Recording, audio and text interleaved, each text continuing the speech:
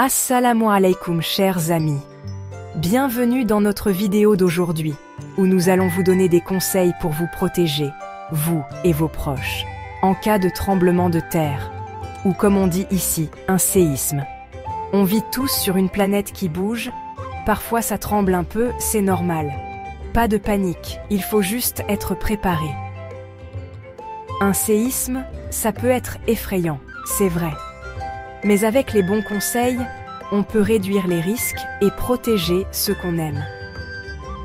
Alors, on va voir ensemble comment faire, étape par étape.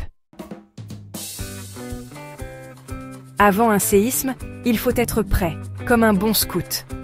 La préparation est la clé pour survivre et minimiser les dégâts.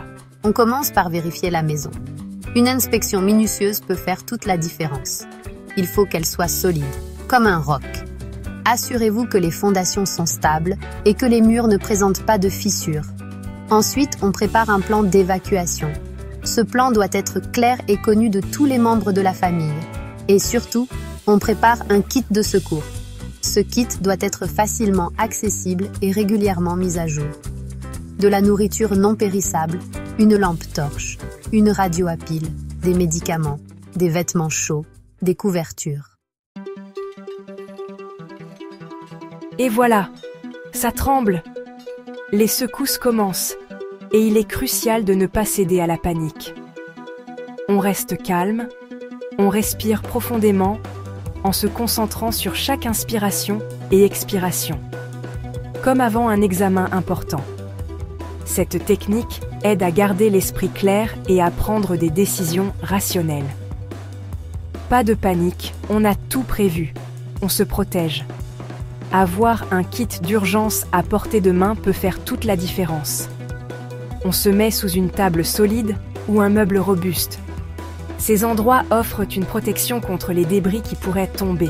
On protège sa tête et son cou avec ses bras en s'assurant de bien couvrir ses parties vulnérables. On se met en position fétale, ce qui réduit les risques de blessures graves. Et on attend que ça passe. La patience est essentielle dans ces moments. Surtout, on ne court pas dans tous les sens. Courir peut augmenter les risques de blessures. On reste où on est jusqu'à ce que les secousses s'arrêtent. Bouger trop tôt peut être dangereux. Si on est près d'une fenêtre, on s'éloigne rapidement. Les fenêtres peuvent se briser et causer des blessures.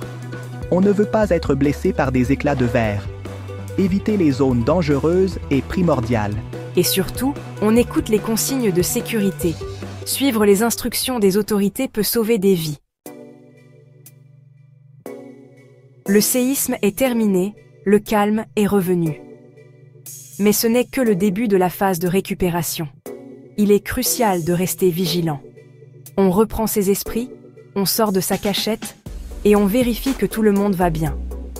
Assurez-vous que chaque membre de la famille est en sécurité.